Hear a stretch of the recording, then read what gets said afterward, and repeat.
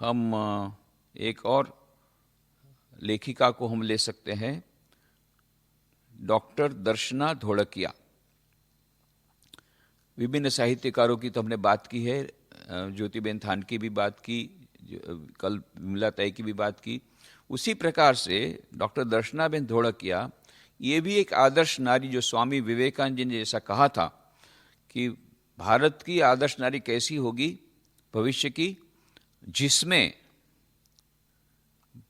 प्राचीन भारतीय नारी के सभी सद्गुण और पाश्चात्य आधुनिक नारी के सभी सद्गुण एक साथ रहेंगे। तो इनका भी जीवन इसी प्रकार का है, अत्यंत विदुषी, अत्यंत सीधी सादी, वेरी सिंपल, सरल, सीधी सादा। उनका वेश भी ऐसा, उस प्रकार का उनका जीवन भी सादा सीधा, और पवित्र जीवन और तपोमय जीवन, और साथ साथ में एक साधिका का जीवन, आध्यात्म से संलग्न सब समय। तो जिस प्रकार से ज्योतिबेन थानकी एवं विमला ताई का जीवन, उसी प्रकार का जीवन ये भी व्यतीत कर रही हैं डॉक्टर दर्शनाबेन धोड़किया। हमने हरीश भाई धोड़किया की बात कही थी कुछ दिनों पहले, ये इनकी सगी बहन है। तो दोनों भाई बहन ही साहित्य के क्षेत्र में भी बहुत प्रदान कर रहे हैं, शिक्षा के क्षेत्र में भी प्रदान कर रहे हैं। तो इनका जन्म हुआ था भुज में, कच्छ में 11/1/1962 को, 1962 में। बीए उन्होंने किया गुजराती संस्कृत में 1982 में, 1982 में, और एमए किया गुजराती में 1984 में, और पीएचडी किया 1990 में। और बहुत सुंदर विषय संत नरसिंह मेहता के ऊपर उन्होंने यह पीएचडी किया, डॉक्टरेट किया है। और 1985 से 2008 तक दीर्घ कई वर्षों तक वे लेक्चरर रही आरआर लालन कॉलेज में, और बाद में 2008 से वो प्रोफेसर हुई गुजराती में, डिपार्टमेंट ऑफ लैंग्वेजेस में गुजराती की प्रोफेसर रही कच्छ यूनिवर्सिटी में। तो KSKV कच्छ यूनिवर्सिटी, ये क्रांतिवीर श्यामजी कृष्ण वर्मा के नाम से ये कच्छ यूनिवर्सिटी है, उसमें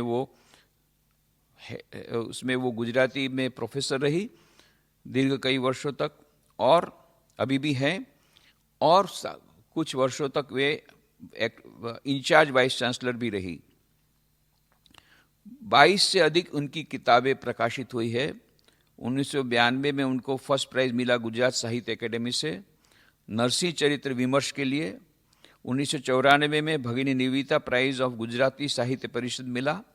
2003 में Shri P Trivedi award from Gujarati साहित्य परिषद, गुजरातना सर्जकोનું प्राथमिक शिक्षण इस किताब के लिए। और 2013 में महर्षि अरविंद गोल्ड मेडल गुजराती साहित्य परिषद से। किताब का नाम है श्वासमा वागे शंख। ऐसे कई अवार्ड उनको मिले हुए हैं, और कई नेशनल सेमिनार्स में इनके लेक्चर हुए हैं, होते रहते हैं। कई स्कूल कॉलेजेस में बहुत प्रकार के उनके प्रवचन होते रहते हैं, और विद्यार्थियों को उनसे काफ़ी कुछ प्रेरणा मिलती रहती है। विशेष करके वे जब स्वामी विवेकानंद, शारदा देवी और रामकृष्ण देव की बातों को रखती हैं। और कई उन्होंने लिटरेरी सेमिनार्स भी हेल्ड किए गए थे गुजराती साहित्य एकेडमी में, उसमें भी उन्होंने भाग लिया था। गुजराती अध्यापक संघ का जो सेमिनार था उसमें भी भाग लिया, और उनके लेख कई मैगजीन में प्रकाशित होते रहते हैं। रामकृष्ण ज्योत में तो प्रकाशित हुए ही हैं, फिर फारबस त्रैमासिक है, उद्देश्य नाम की पत्रिका, कुमार, बुद्धि प्रकाश, अखंड आनंद, परब, शब्द सृष्टि, प्रत्यक्ष, ऐसे कई मैगजीन्स में उनके लेक्चर्स होते रहते हैं। तो इस प्रकार से, और ये क्रांति गुरु श्यामजी कृष्ण वर्मा कच्छ यूनिवर्सिटी में विमेंस जो सेल है उसकी भी वो चेयरपर्सन रही। और इनके जो कुछ किताबें हैं, बहुत सारी किताबें जो बताया मैंने, उसमें से कुछ किताबें जो बहुत ज़्यादा प्रसिद्ध हुई है, साहित्य सर्जकोનું प्राथमिक शिक्षण, सहृदय धर्म, नारीनी कथा पुरुषनी लेखिनी, आठे पहर आनंद रे, परिचय पर्व मतलब फेस्टिवल ऑफ रिलेशनशिप्स, नरसिंह चरित्र विमर्श, श्वासमा वागे शंख, इसमें से कुछ किताबों तो उनको अवार्ड भी मिले। तो इस प्रकार से उनको कई अवार्ड भी मिले हैं और साहित्य के क्षेत्र में भी आगे है और शिक्षा के क्षेत्र में भी आगे है। दोनों भाई बहन इसी प्रकार से दोनों क्षेत्र में आगे हैं। तो मैंने जब उनको बताया कि स्वामी विवेकानंद पर उनका जो प्रभाव, उसके बारे में उन्होंने कुछ ऑडियो भेजी और कुछ लिख करके भेजा। तो उसमें से कुछ बातें मैं बताना चाहूँगा।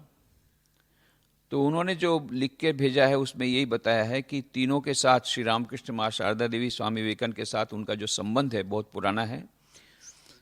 सबसे पहले याद आता है कि जब वो 3rd स्टैंडर्ड में थी तो वहाँ पर जो रामकृष्ण युवक मंडल की उसका जो सेंटर था वो उनके घर के पास में था पुराना। अभी तो दूसरी जगह आ गया, अभी तो वहाँ मंदिर भी बन गया, दूसरा आश्रम बन गया, रामकृष्ण युवक मंडल का आश्रम भी बन गया।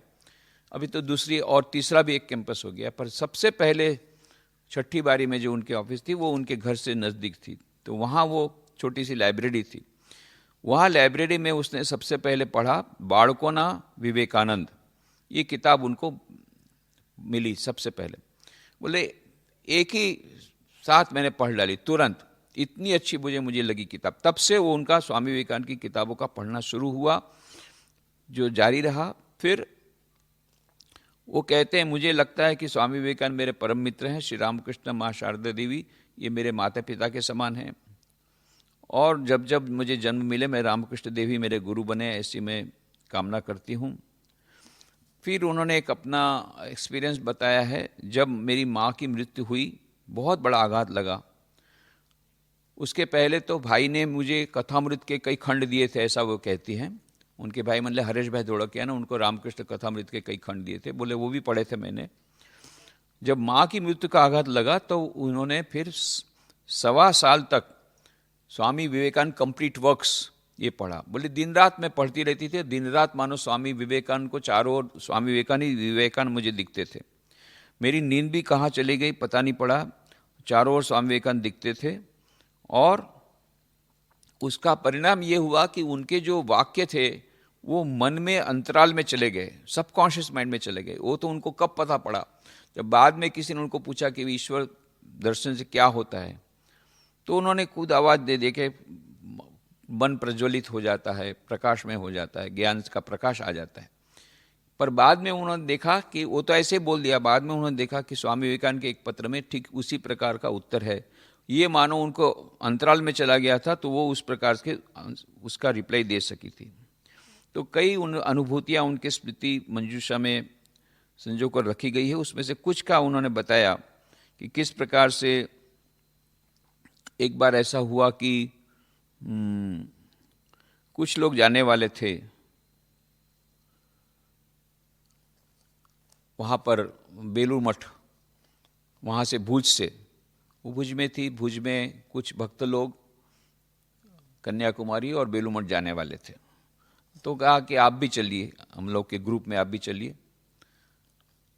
तो उन्होंने हंसते हुए कहा, अरे मेरे जाने से क्या होगा, श्री रामकृष्ण देव क्या वहाँ बैठे हैं क्या मेरे लिए, मैं यहाँ छुट्टी लेकर के जाऊँगी, क्यों जाऊँ, श्री रामकृष्ण तो वहाँ पर है नहीं। वो श्री रामकृष्ण यदि होते तो मैं जाती। बोले तो उन लोगों को बड़ा बुरा लगा, नाराज हो गए, अरे श्री रामकृष्ण देव तो सदैव है, ये क्या बात करती हो तुम कि नहीं है ऐसा। फिर बोलती है कि रात को फिर वो सो गई। दूसरे दिन सुबह लगभग 4 से 4:30 के बीच की बात है कि उनको तंद्रा जैसी अवस्था थी।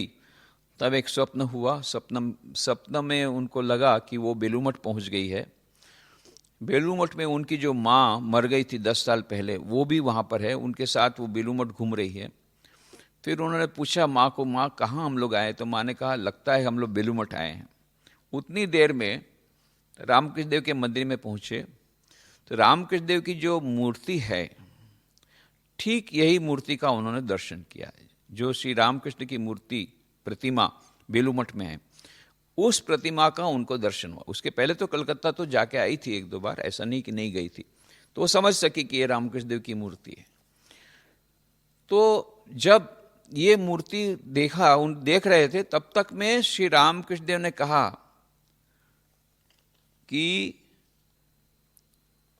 हूँ અહીં છું હોકે, गुजराती में उनको कहा श्री रामकृष्ण देव ने, हूँ અહીં છું होके, मैं यही हूँ, ऐसा मत सोचो मैं नहीं हूँ यहाँ पर।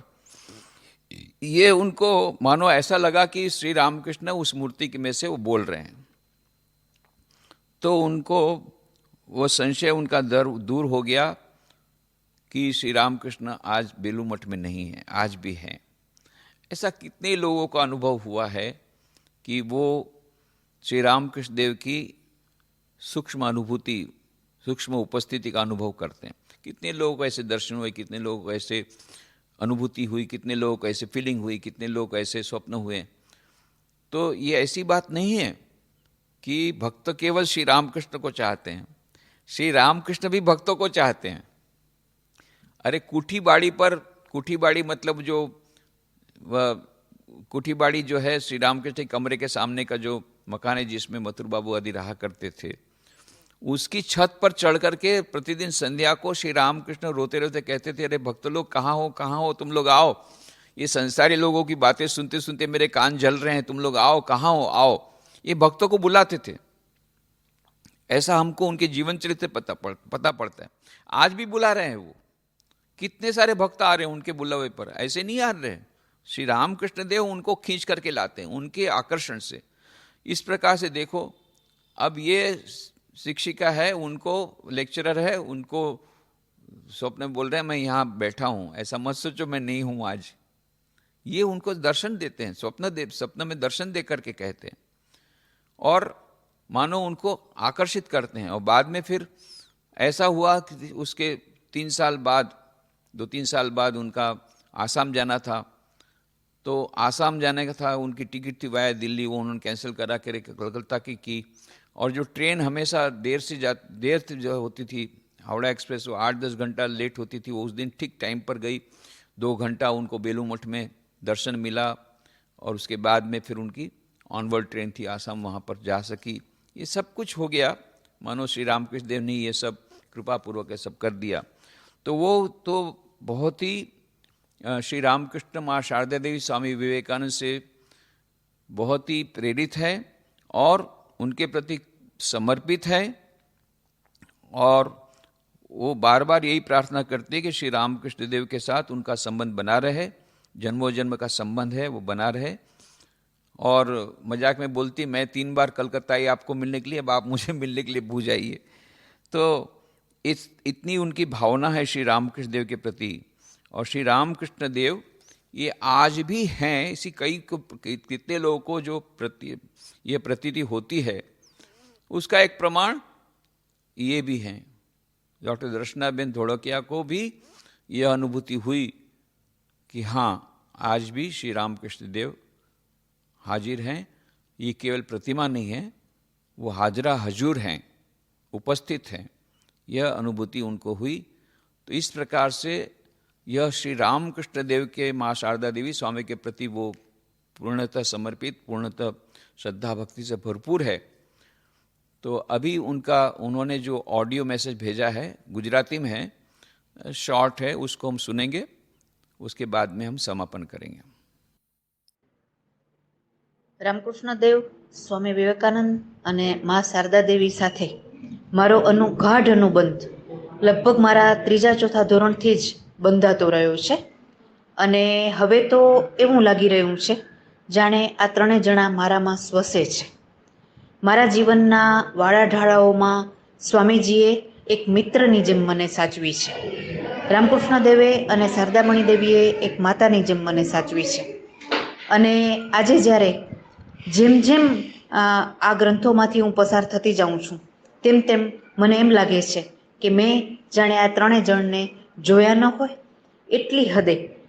ક્યારેક તો મને એમ કહેવાનું મન થાય, કોઈને અતિશયોક્તિ લાગે, કે રામકૃષ્ણ દેવે, વિવેકાનંદજીએ અને માતાજીએ મારા જેવા અનેક લોકોની જાણે સેવા કરી છે. એને નિર્મળ બનાવવા ભણી ગતિ આપી છે, જીવનને પ્રેમ કરતાં શીખવ્યું છે, મુશ્કેલીઓ વચ્ચે ટટાર રહેતાં શીખવ્યું છે અને ખાસ તો ઈશ્વર કેવી કેવી રીતે જોઈ શકાય વ્યાપક સંદર્ભમાં એ જોતાં પણ શીખવ્યું છે. આ સંદર્ભમાં હું ઈચ્છું છું કે જ્યારે જ્યારે મારે જન્મ લેવાનું થાય ત્યારે રામકૃષ્ણ દેવ જ મારા ગુરુ થાય અને હું એમના ચરણો સેવીને મારા ધ્યેય પ્રતિ આગળ વધી શકું. મારી માતાના નિધન પછી હું ઊંડા આઘાતમાં સરી પડી ત્યારે વિવેકાનંદ ગ્રંથમાળા મેં એક શ્વાસે લગભગ 1.25 વર્ષ વાંચી અને એ 1.25 વર્ષના ગાળા દરમિયાન મારી નીંદર અંદરની અને બહારની સ્વામીજીએ એવી તો ઉડાડી દીધી અને ચારે બાજુ મને સ્વામીજી જ દેખાવા લાગ્યા. અરે એકવાર તો એવો જાદુ થયો કે મને કોઈકે પૂછ્યું કે તમે ઈશ્વર પ્રાપ્તિનો અર્થ શું કરો છો? ત્યારે મારાથી સહેજ ભાવે બોલાઈ ગયું કે કશુંક જળહળી ઉઠે એને ઈશ્વર પ્રાપ્તિ કહેવાતી હશે. અને ઘણા બધા વખત પછી સ્વામીજીના એક પત્રમાં મેં વાંચ્યું કે ઈશ્વર પ્રાપ્તિ એટલે બીજું શું, અંદર બહાર કશુંક જળહળી ઉઠે તે. અને મારું રોમે રોમ પુલકિત થઈ ઉઠ્યું કે આ એક એવી જગા હતી જ્યાં અનાયાસ હું સ્વામીજીની સાથે બેસી ગઈ હતી અને સ્વામીજીએ જાણે મારો હાથ પકડી લીધો હતો. આવા તો કંઈ કેટલાય અનુભવો મારી સ્મરણ મંજૂસામાં સચવાયા છે. હું ભૂલતી ન હું તો વર્ષ 1999માં સ્વામીજીની કન્યાકુમારી યાત્રાને 125 જેટલા વર્ષ થતાં અમારા ભુજના બધા જ મિત્રો બકુલેશભાઈ ધોળકિયા, ગૌરંગભાઈ રાણા ત્યાં જવા માટે નીકળેલા અને મને આમંત્રણ આપ્યું કે તમે પણ અમારી સાથે કન્યાકુમારી ચાલો. ત્યારે મેં મજાકમાં એમ કહેલું કે હું આ દોડીને કન્યાકુમારીને કલકત્તા આવું પણ ત્યાં ઠાકોર ક્યાં હાજર છે તે મારું સ્વાગત કરશે. એ બધા તો મારા પર ખરેખર નારાજ થઈ ગયા કે ઠાકુર તો અક્ષરદેહે ઉપસ્થિત જ છે. મેં તો મજાક જ કરેલી. અને પછી એ જ રાત્રે કે ભૂલતી ન હું તો બીજી રાત્રે ઠાકુરે મને સ્વપ્નમાં આવીને કહ્યું કે એ અહીંયા જ બેઠા છે, જાણે કે મારી રાહ જોઈને. અને પછી જોગાનું જોગ 3 વર્ષ પછી 2003માં મારે આસામ જવાનું થયું, જેની વાત મેં વિગતે કરી જ છે. અને મારી ટિકિટ વાયા દિલ્હી હતી એ કેન્સલ કરાવીને મારે કલકત્તા થઈને જવાનું બન્યું. અને હાવડા એક્સપ્રેસ જે કાયમ 8-10 કલાક મોડો હોય એ તે દિવસે એકદમ સમયસર પહોંચ્યો અને 2 કલાક હું ઠાકુરની નિશ્રામાં બેલુરમાં રહી શકી. આવી કૃપા એમણે મારા પર અવારનવાર વરસાવી છે અને હંમેશા વરસાવતા રહ્યા છે. तो हम श्री रामकृष्ण देव, माँ शारदा देवी, स्वामी विवेकानंद के चरणों में प्रार्थना करते हैं कि उन पर उनकी कृपा बरसती रहे और भी बरसती रहे और वे इस प्रकार से आध्यात्म यात्रा में आगे बढ़ती रहें. उनके प्रति कृतज्ञता व्यक्त करते हुए हम यहाँ समापन करते हैं. ओम शांति शांति शांति. हरि ओम तत्सत. श्री राम कृष्णार्पणमस्तु.